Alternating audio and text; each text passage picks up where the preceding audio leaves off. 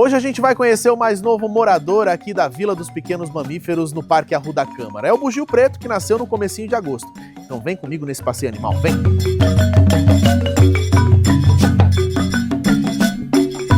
O macaco bugio é um dos mais presentes em todo o país. Mas pense num bicho preguiçoso. A gente já tá tentando gravar com eles já faz 2 semanas, Thiago. A gente chega aqui, eles comeram, vai tudo se esconder lá em cima. E aí, por que eles fazem isso? O que acontece com esses macacos? Me explique. Isso é bem interessante, porque a gente, quando vem ao zoológico, geralmente vê aqueles macacos pregos, né? Que são animais serelepes, que passam o dia todo energia lá em cima. O bugio é um animal herbívoro, né? No geral, ele se alimenta lá de vegetais, de frutas, e aí ele acaba realmente tendo o seu metabolismo mais lento, é um animal que requer um grande tempo de digestão para o que se alimenta, e há uma tendência natural que o grupo dos bugios, na natureza, se comportem dessa forma. São animais que eles percorrem grandes distâncias, mas após chegar numa área de alimento, eles vão se alimentar e por ali eles vão ficar na calmaria, na tranquilidade, geralmente o bando se agrupa. São animais, por exemplo, que não são saltadores. A gente é acostumado a ver aqueles macacos, né, o sagui pulando, então eles não, eles vão passando de galho em galho, gradativamente. É mais tranquilo, é um macaco mais na dele. Isso. Me diz uma coisa, isso acontece do metabolismo deles ser um pouco mais lento por causa da alimentação e tudo mais. Eles se assemelham muito nesse sentido ao bicho preguiça também, né? São grupos bem diferentes, né? Os primatas e os xenatras, mas de fato, são animais com uma alimentação muito semelhante. Inclusive a própria embaúba, que é uma folha típica para preguiça, os bugios também adoram.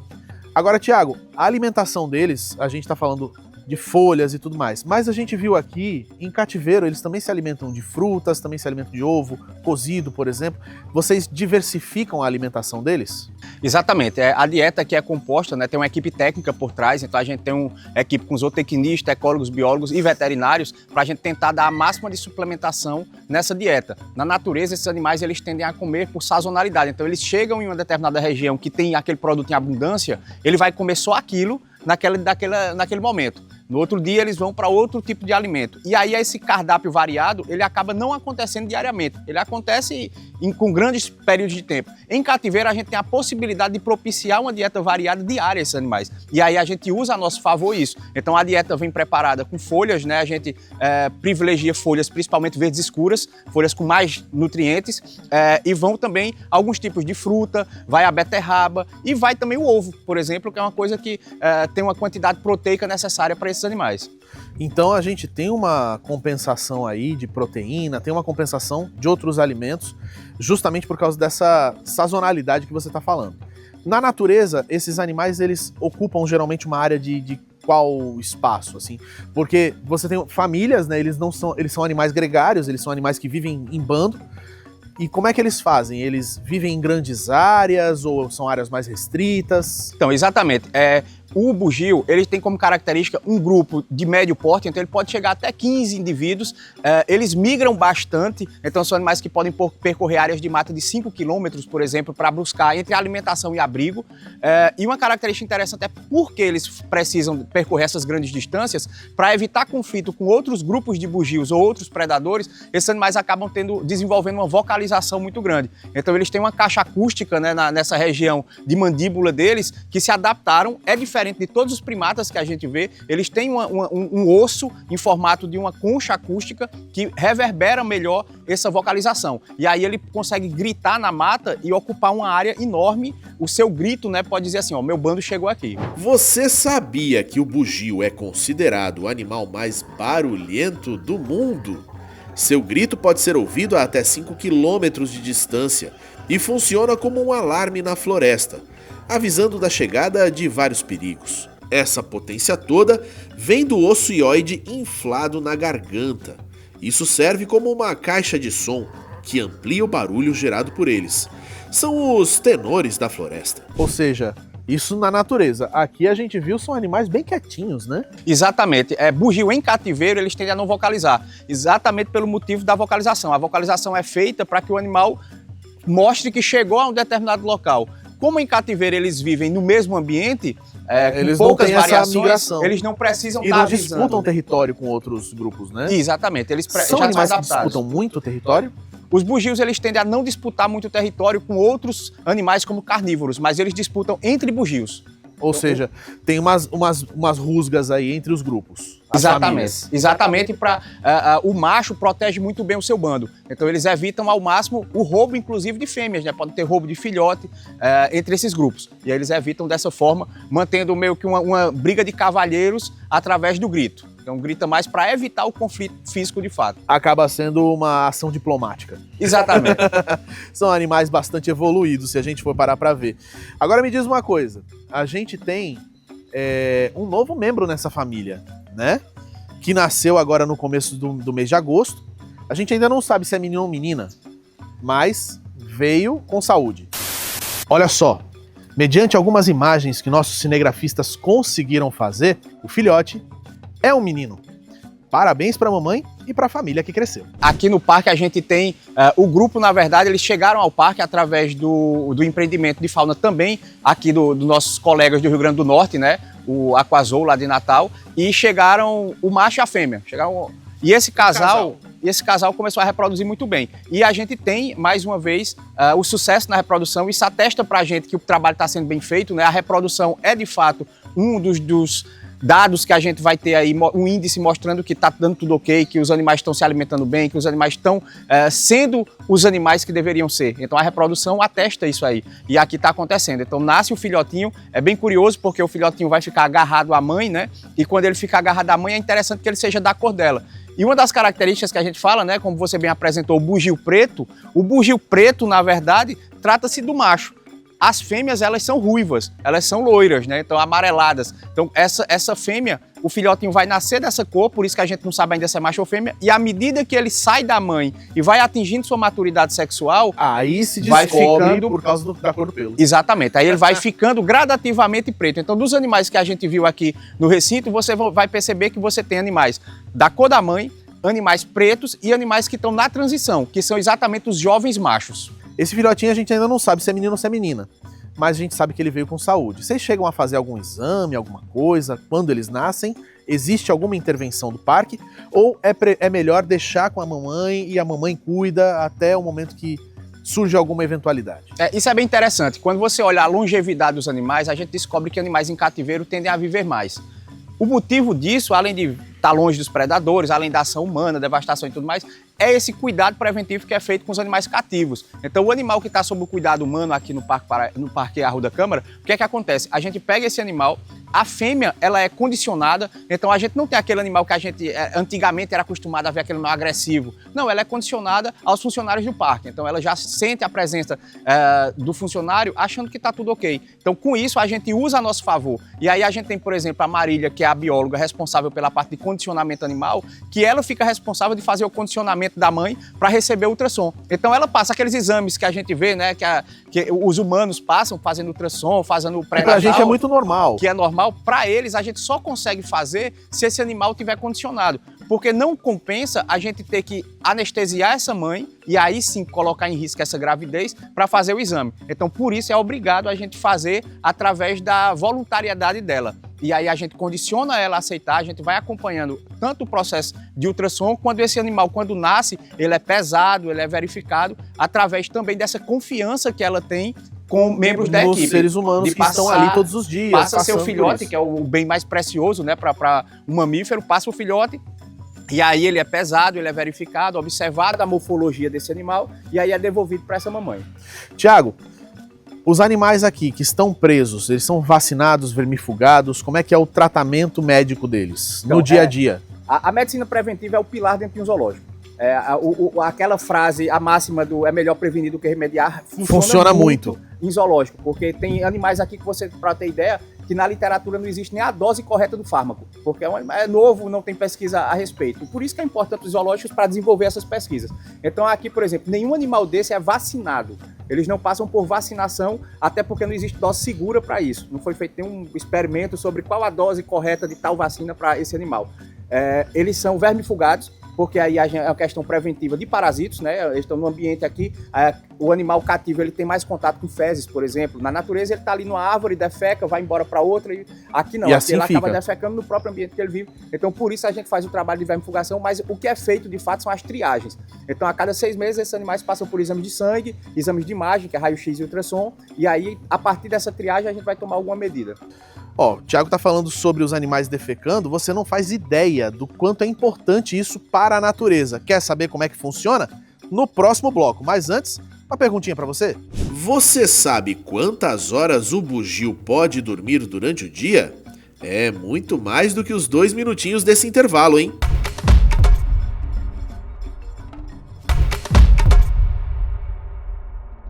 Eu deixei a pergunta, você sabe quantas horas o bugio pode dormir durante o dia? Ele dorme até 17 horas por dia. Como a alimentação do bugio é à base de folhas fibrosas, o metabolismo dele é bem lento, o que acaba fazendo com que ele precise de muito tempo para digerir. Ó, eu prometi que nesse bloco a gente ia falar sobre os bugios e a importância que eles têm fazendo cocôzinho na natureza. Pois então, Thiago, eles são uma ferramenta importantíssima para a natureza, né? E é exatamente nesse momento em que eles fazem cocô que essa ferramenta funciona. Exatamente. Além de um biofertilizador, né, natural, as fezes do animal acabam gerando todo um microecossistema ali que vai ter tanta agregação de nitrogênio, mas também tem outros micro-organismos que se alimentam, mas tem outro papel fundamental por trás, que é a disseminação de sementes. Então, quando a gente falou anteriormente que esses animais eles acabam percorrendo uma área de 5 quilômetros, então o que ele está fazendo durante esse processo é se alimentando de algumas frutas, leva essa semente dentro do seu estômago, o pH do estômago desses animais, o suco gástrico, que é ácido, quebra a dormência dessa semente, e aí quando eles defecam, essa semente que germinaria naturalmente em 1 mês, 2 meses, acaba germinando em poucos dias. Então ele acelera o processo de germinação das plantas também. Multiplica a própria floresta, faz com que a floresta cresça. Exatamente, exatamente. Um papel fundamental que os animais, os onívoros, os herbívoros acabam fazendo isso muito bem, por isso a importância desses animais. Quando eles estão, você pode perguntar, mas qual é a diferença entre defecar no chão? Quando o animal está aqui defecando no chão, a entrada daquela semente no solo é pequena. Quando ele defeca acima de 20 metros, 10 metros de uma árvore, aquela queda já coloca a semente mais funda também. Até isso e ainda tem já o natural ali, o esterco natural que faz com que aquela semente acabe se multiplicando. Exatamente. São processos que a gente teria 2, 3 meses, acaba acontecendo em poucos dias, 5 dias. E isso é bom porque muitas vezes a gente tem perda de florestas em muitos lugares por causa da ação do homem, e esses animais acabam protegendo também um pouco desses habitats naturais deles, né? Com certeza, com certeza. A natureza, ela tende a se recuperar. Naturalmente isso acontece. O problema é quando a velocidade de devastação é maior do que a velocidade de recuperação. E ultimamente tem sido isso. Na pandemia, eu acredito que o brasileiro, que é privilegiado por ter mata por todas as cidades, basicamente, a gente percebeu muito isso. Aquele tempo que a gente passou triste e lamentável dentro de casa, mas quando a gente voltou para a área urbana, a gente percebeu o quanto as praças estavam mais floridas, o quanto as matas estavam recuperadas, o quanto de animal apareceu mais na cidade, exatamente porque a gente deu uma pausa nessa degradação acelerada. Então, quanto menos intervenção do homem, mais rápido a natureza tende a se expandir. E a natureza se expande rápido quando ela tem liberdade, né? Exatamente, exatamente. A ação do homem, e tem a ação benéfica, né? Então a ação do homem que a gente está falando aqui é a ação maléfica, degradação, destruição, sem nenhum tipo de manutenção daquela vegetação. Mas a gente tem também a ação do homem voltada para a conservação. Quando a gente faz um plantio da árvore correta, no local correto, quando a gente faz a limpeza de um lago, a gente também está ajudando nesse processo de aceleração, de recuperação da natureza. Então se a gente associar a diminuição da degradação a práticas de recuperação da natureza, isso ainda tende a ser exponencial. Com certeza. Com certeza a gente recupera mais. E os bugios acabam recuperando muitas das áreas que eles acabaram perdendo nos últimos tempos, né? Exatamente, exatamente. Ele tem um trabalho, não só esse trabalho das sementes, né, na plantação, na perpetuação das espécies, mas ele tem também o trabalho de poda. Então os animais que são herbívoros na natureza, eles tendem a comer as folhas, e essas podas que eles fazem, eles estão abrindo clareiras de sol, por exemplo, para a vegetação que está nascendo. Então, além dele fazer o processo de plantio, eles ainda cuidam das plantinhas que estão germinando. A natureza é realmente um equilíbrio puro, né? Exatamente, tende ao equilíbrio sempre. e a gente é que desequilibra tudo. Mas a questão é, como é que a gente pode permitir que esses animais tenham ainda mais liberdade? O que a gente pode fazer enquanto seres humanos, enquanto humanidade, o que a gente pode fazer para devolver a esses animais muitos dos habitats que eles acabaram perdendo?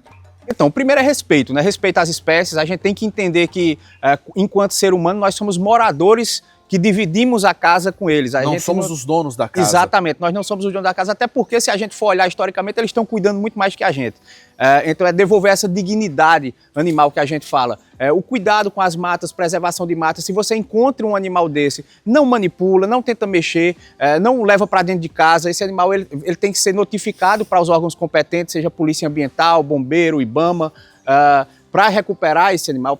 Se alguém tem esse animal em casa, denuncia. Tem a linha verde, né, do IBAMA, que você faz a denúncia anônima. Então, se você sabe alguém que cria esse animal, é proibido criar o bugio em casa. Esses animais não devem estar dentro dos lares. É, inclusive, perigoso para o ser humano por uma série de comportamentos reprodutivos que eles vão desenvolver no futuro. Então, é um animal que pode agredir, inclusive, as pessoas que estão dentro de casa.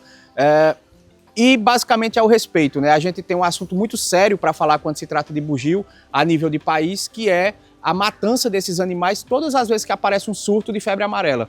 A gente vai falar sobre isso no próximo bloco. Fica com mais uma perguntinha aí.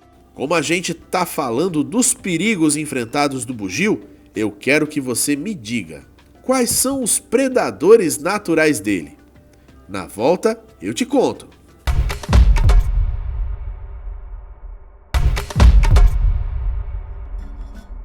Você lembra da perguntinha que eu deixei no outro bloco? Quais os predadores naturais do bugio? São vários, hein? Tem as onças pintadas, onças pardas, arpias e até grandes serpentes podem aproveitar o bugio e fazer um lanchinho bem gostoso. A gente continua aqui falando de bugios e agora vamos falar sobre um assunto muito sério e preocupante: febre amarela. Porque quando a gente tem surtos de febre amarela no Brasil, você estava explicando pra gente, Thiago, a primeira coisa que o pessoal faz é começar a matar bugio. E é à toa. Exatamente. Não só é à toa, como é prejudicial para o próprio ser humano. O bugio, de fato, ele é um animal que ele pode contrair a febre amarela. E ele é extremamente sensível à febre amarela. Então são espécies que a gente chama de sentinela. Quando você está numa região que tem a presença do bugio e aparece, por exemplo, animais mortos, aquilo é um alerta para toda a população para vamos ter cuidado que a febre amarela está chegando. Ele não transmite a febre amarela. Então é um animal que ele sofre duplamente. Ele tanto sofre por ter uma sensibilidade maior à doença e que leva ao óbito, geralmente, quanto ele morre na ação humana, as pessoas matando o animal achando que ele é quem vai transmitir, e não é. Então, esse é um trabalho de conscientização que a gente faz. Os primatas, a gente tem que ter um respeito maior por eles na natureza, porque nós somos primatas. Então, quando a gente tem animais muito próximos, evolutivamente, a gente tem uma possibilidade maior de trocas de doenças, que a gente chama de zoonoses. Então, da mesma forma que a gente pode pegar aquela doença do cachorro, a gente pode pegar aquela doença do gato, algumas doenças a gente pode pegar dos macacos, e por isso a gente não cria em casa. Mas a febre amarela não é uma doença que vai ser transmitida do bugio para o ser humano. Então a gente tem um problema de saúde pública que as pessoas tentam resolver da forma mais errônea possível, eliminando o macaco que é, na verdade, o sinal de que aquele problema está entre nós. Ele não vai transmitir, ele só avisa, olha, os animais estão morrendo porque a doença está presente. Avisa e é um sacrifício, né? Ele avisa morrendo. Então, se você tem, por exemplo, imagina a gente que mora numa região, num condomínio que tem uma mata que tem um grupo de bugios. E porque a gente viu um alarde da TV, começa a matar esses animais. A gente acabou de matar os nossos sentinelas. Era quem ia avisar se chegasse a doença. Porque se você tem um grupo de bugio numa região que tem risco em potencial de uma doença como a febre amarela, você fica de olho nesse grupo de animal. A partir do momento que você começar a perceber baixas nesse grupo, é um alerta enorme para a população, para a Secretaria de Saúde do município. E aí sim ele está fazendo um trabalho interessante de avisar a gente. Ó, gente, a minha espécie já foi, cuida da tua. Tá aí, o aviso tá dado, não vamos matar bugios, pelo amor de Deus, se acontecer um surto de febre amarela. Eles são aqueles que vão avisar a gente que isso está acontecendo. A gente viu aí umas imagens desses animais sendo alimentados. Tem toda uma dieta específica para eles, que é pensada aqui no Parque Arruda Câmara, e é por isso que você, quando visitar o parque, não pode alimentar os animais. Isso não é uma coisa que se pode fazer, né, Thiago? Exatamente. A alimentação de animal é algo extremamente importante. A entrada dentro do recinto. Então, quando a gente está do lado de fora e você passa uma comida para o animal, é como se você entrou naquele ambiente, porque você está levando micro-organismos, a gente não sabe como é feita a higienização desses alimentos. E pode soar grosseiro, mas não é. Esses animais, eles são mais sensíveis a alimentos estragados do que o próprio ser humano. A gente já tem uma certa adaptação. Então, você que come naquele restaurante de qualidade duvidosa, outra pessoa de repente vai lá, passa mal, você não passa. Por quê? A gente se Você já está acostumado. àqueles micro-organismos que estão ali, as bactérias que fazem parte daquela microbiota. No caso deles, da mesma forma. Então, há um processo de higienização para essa comida chegar até esses animais. E aí, onde entra a medicina preventiva que a gente falou. É muito melhor fazer com que eles não adoeçam do que esperar adoecer para tratar. Além disso, tem outro fator importantíssimo. O animal, na natureza, ele tem um gasto metabólico, como a gente falou. O animal ele tem que correr, ele tem que mudar de ambiente, ele tem que buscar o próprio alimento, ele tem que fugir de um predador. Então, são gastos. Em cativeiro, ele pula essas etapas. Em cativeiro, ele não precisa buscar o alimento chega até ele. Então, por isso, a dieta também é modificada. Não é porque um animal come alguma coisa na natureza que ele vai comer em cativeiro, porque aí tem um risco de obesidade. Então, como em cativeiro, eles já são animais lentos. Em cativeiro, ele reduz muito a sua rotina diária. Então, a dieta é baseada também num consumo calórico muito menor do que seria na natureza. Bichinho preguiçoso, chega a dormir 17 horas por dia, né? Dorme bem e tendo segurança, proteção, dorme mais. Tiago, mais uma vez, muito obrigado. Adorei conhecer o novo morador do parque e eu imagino que você que está em casa também gostou. Muito obrigado mesmo por mais esse passeio animal. Eu que agradeço. O Parque Arruda Câmara está com as portas abertas para a população, fica funcionando de terça-feira aos domingos até às 5 horas da tarde. Pois muito bem, você já está convidado. Agora eu quero saber o seguinte, qual o animal que você quer ver aqui no Passeio Animal? Manda pra gente no @tvcidadejp pra gente saber qual é o bichinho que você quer saber mais, sobre qual bichinho você quer saber mais. A gente tem uma série de animais aqui no parque que você pode descobrir alguma coisa diferente sobre eles. Então vem com a gente, entre em contato e fala qual é o bichinho que você quer conhecer. Esse foi o Passeio Animal de hoje. Até a próxima!